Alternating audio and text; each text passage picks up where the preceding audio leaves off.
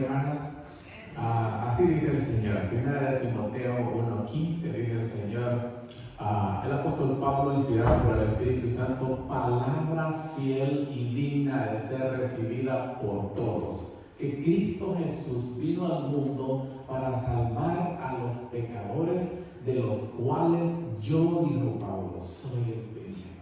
Cuando leemos la Biblia, ¿qué personaje crees tú que pecó, por decirlo así, más? Porque los filósofos estoicos pensaban que los pecados todos eran iguales, pero cuando vamos a la Biblia y vemos a Jesús frente a Pilato, que Pilato le dice que por qué no le hablaba, pero Jesús le dice: el que a ti me ha entregado mayor pecado tiene, refiriéndose a Judas. Entonces piensa un ratito, ¿quién sería el personaje bíblico? Porque la Biblia no esconde nada del pecado, porque lo que Dios quiere es que ninguno perezca, sino que todos procedamos al arrepentimiento. Entonces, para ti, ¿qué personaje bíblico, te voy a hacer pensar, crees tú que pecó más? ¿Será Manasés? ¿Será Judas con traidor? Y así, ¿verdad? Vemos a Jezabel, esa malvada reina, ¿verdad? Acab. Pero bueno, hermano, en verdad, aquí vemos en la palabra de Dios muchas cosas, pero basado a lo que un escriba le pregunta a Jesús, que cuál era el mandamiento más importante de la ley, y nosotros sabemos que fue: y amarás al Señor tu Dios con todo tu corazón. Entonces, si pecado es transgresión de la ley, quiere decir que el pecado mayor viene siendo no amar a Dios. Porque de ahí derivan los demás pecados, porque si yo amo a Dios, yo no voy a matar, ¿verdad? Y así todas las atrocidades. ¿Me va entendiendo? Pero mire, hermano, la buena noticia es que la Biblia enseña que por negros que sean nuestros pecados, solo la sangre de Cristo nos puede limpiar. Pero Jesús nos dio una advertencia, y voy a tratar aquí volando, que para que nosotros nos llevemos esta enseñanza. En Mateo 12 del 31, miren lo que dijo el Señor, porque sí, hermano, todo pecado, dijo el Señor, será perdonado, pero hay uno que no. Entonces de eso vamos a hablar hoy. Por tanto, dice, os digo, todo pecado, allí incluye ¿qué? Lo que asesino, lo que ustedes se le den en mente, el pecado atroz, ¿verdad? Y blasfemia será perdonado a los hombres, mas la blasfemia contra el Espíritu no le será perdonado. Y a cualquiera que dijere a alguna palabra contra el Hijo del Hombre, le será perdonado, pero el que hablare contra el Espíritu Santo no le será perdonado, ni en este siglo ni en el venidero. Esta es una advertencia muy dura, porque el Señor lo que quiere es que nosotros, hermano, dice: quiero yo la muerte del impío, no, que se arrepienta. Por eso es que nos advierte. Pero yo te pregunto a ti, ¿será que yo puedo cometer ese pecado? La buena noticia es que si estamos aquí, pues no lo hemos cometido, ¿verdad? Entonces, mire, hermano, yo quiero que medite bien en este pasaje que voy a leer, que está en Hebreos 6, del 4 al 6, porque realmente esta es una advertencia muy, muy dura del Señor, que tenemos que tener mucho cuidado. Y dice así el Señor, mire, Hebreos 6, del 4 en adelante: porque dice, imposible que los que una vez, dice, fueron iluminados y gustaron del don celestial y fueron hechos partícipes del Espíritu Santo, y asimismo gustaron, dice, de la buena palabra de Dios y de los poderes del siglo venidero, y recayeron, sean otra vez renovados para arrepentimiento, crucificando de nuevo para sí mismo al Hijo de Dios y exponiéndole a vituperio. Esto es la apostasía que la Biblia dice que va a venir. Por eso, hermanos, si usted viene a la oración, a mí una de las partes que me gusta es los hermanos que piden por los que una vez estuvieron aquí y hoy ya no están. Si usted le pone cuidado aquí, hermano, esto es grave. ¿Sí me entiende? No lo digo yo, lo dice la palabra de Dios, se lo voy a repetir, porque es imposible, dice. Imagínate, imposible. Los que una vez, dice, fueron iluminados y gustaron, dice, del don celestial, y hermano, sí, desafortunadamente se puede perder la salvación y podemos cometer este pecado tan grave. ¿Sabe por qué? Porque blasfemia contra el Espíritu Santo es en el mismo capítulo del que leí antes. Ahí está la explicación, ¿verdad? Los fariseos sabían que por el poder del Espíritu de Dios Jesús hacía los milagros, y sabiendo que era así, le atribuyeron al diablo. Entonces allí ellos, no es que lo cometa uno de una sola vez, sino que paulatinamente, poco a poco, ¿verdad? Por eso es que la apostasía es duro, porque una vez que vas de la iglesia y dice aquí, mira, que gustaron del Dios celestial y fueron iluminados. Yo no puedo dar más explicación, ¿verdad? Pero yo, pues, es triste, a veces me he juntado con casos muy duros, ¿verdad? Por eso el 1 Timoteo 4 dice, pero el Espíritu dice claramente que en los postreros días, dice, muchos apostatarán de la fe, escuchando a espíritus engañadores y a doctrinas de demonios.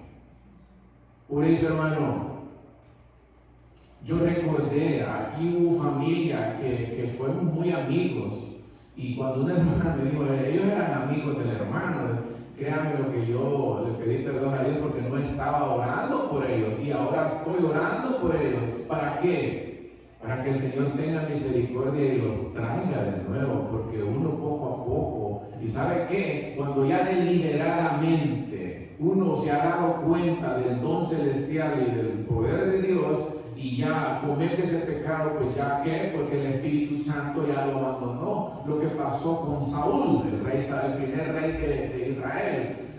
Dios le dice al profeta Samuel, ¿hasta cuándo vas a estar llorando por Saúl si yo ya lo deseché para que ya no reinara? ¿Por qué? Porque el Espíritu Santo ya lo abandonó, y si a mí me abandona el Espíritu Santo, ¿quién me va a poder convencer? Esa era la angustia del rey David cuando le decía, no me eches delante de mí y no me quites de mí tu Santo Espíritu. Porque si el Espíritu Santo nos abandona, ¿quién te va a redarguir de pecados? Y esa es una de las características del Espíritu Santo, convencer al mundo de pecado. Vas a orar por los que ya no están aquí, ¿te recuerdas? Como le repito, hermano, eso es lo que los hermanos piden en la oración, y eso a mí me gusta. Entonces oremos, hermanos, por esos hermanos, para que el Señor tenga misericordia. Y ahora, con esta pequeña introducción, vamos a entrar al tema que mi esposa me recomendó, el ladrón en la cruz. Una historia muy linda, ¿verdad? Nosotros todos la conocemos, y desafortunadamente a veces nosotros la queremos predicar solo para Semana Santa, pero pues esta es una historia para en esas dos cruces puedo estar yo y puedes estar tú, porque en medio estaba un Salvador, ¿verdad? Que ya sabemos quién es. Entonces, como no tengo mucho tiempo, pero sí es necesario leerlo, y voy a leerlo. Dice, y uno de los malhechores que estaba condenado le murmuraba, diciendo: si tú eres el Cristo, sálvate a ti mismo y a nosotros. Respondiendo el otro, le reprendió y dijo: ni aún temes tú a Dios, estando en la misma condición. Nosotros a la verdad, dice, justamente padecemos, porque recibimos lo que merecemos, lo que merecieron nuestros hechos, mas ningún mal hizo. Y dijo a Jesús: acuérdate de mí cuando vengas en tu reino. La primera enseñanza que aquí Dios nos da es que la salvación es exclusivamente solo por gracia, por medio de la fe. Porque a los dos se les fue predicado el Evangelio. Y nosotros podemos decir: ¿qué hizo la diferencia de ese Dios lleno de misericordia que solo salvó a uno y al otro no? Pues la palabra es bien sencilla, ¿verdad? Uno aceptó la salvación que es Cristo y el otro no, porque seguramente los dos eran judíos. Y ahí lo que hizo que ese se arrepintiera, porque al principio, cuando esta historia está en Mateo, en Marcos y Lucas, encontramos que al principio los dos ladrones estaban burlándose del Señor. Pero ¿qué hizo que este ladrón diera ese giro y abandonara? Increíble sus palabras de arrepentimiento, ¿verdad? Bueno, sencillamente, hermano, él tuvo un encuentro con Jesús como el otro lo tuvo, pero Jesús le predicó, hermano, con el testimonio. Esos hombres, en lo que hoy le llaman la vía dolorosa, ellos vieron la reacción de las injusticias, de los azotes, de todo lo que le iban haciendo a Jesús, y seguramente se acordó de Isaías, que Jesús era el siervo sufriente. Y cuando vio todo eso, dijo: no, este hombre es el Mesías. Entonces, hermano, la salvación es tan fácil: o la aceptas o la rechazas. Porque eso es lo que dice Isaías 53, de todo lo que pasó en el transcurso cuando iban a crucificarlo, y que conste, no solo eran ladrones, porque al que crucificaba era lo que hoy le llaman la pena de muerte. Pero ¿a quién se la dan a hoy? Al que ha hecho los peores pecados, ¿verdad? Entonces, hermano, con el poco tiempo que me queda, ¿hay algún pecado que Dios, a ver si te acuerdas, que Dios no puede perdonar? Solo la blasfemia contra el Espíritu Santo. Y de ahí dice que si confesamos nuestros pecados, Él es fiel y justo para perdonar nuestros pecados y limpiarnos de toda maldad. El que encubre, dice, sus pecados no prosperará, pero el que los confiesa y se aparta alcanzará misericordia.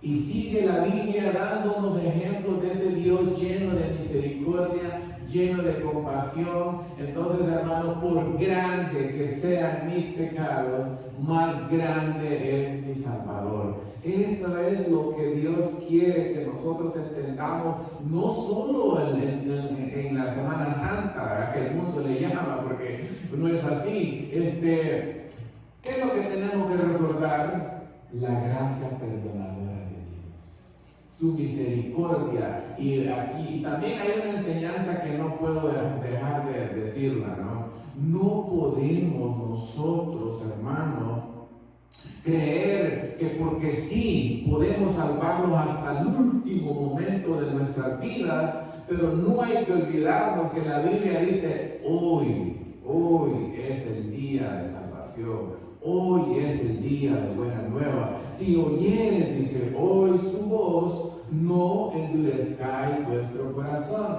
porque puede ser tarde cuando tú estés que no haya tiempo de arrepentir, ¿verdad? Yo me llevó un hermano al hospital, hermano, y yo vi un cuadro muy terrible. He visto dos cosas, los mismos casos, a lo mejor tú lo has visto, que se presentaron con estos dos ladrones. Uno que acepta y otro que rechaza. Las dos cosas me han pasado a mí. Un hermano me dijo, mira, yo tuve un amigo allá en El Salvador, dice, solo con decir MS usted ya sabe quiénes son, ¿verdad? Y mira, hermano, se notaba que había sido un hombre tan malo, pero cuando le presentamos a Cristo y yo le dije, le quedaba como 2 días de vida. Increíble cómo ese hombre se quería levantar todos los tubos que tenía, porque ya estaba desahuciado, aceptando a Jesús. Pero tuve otra experiencia en San Diego de otro, como el otro ladrón, que no quiso.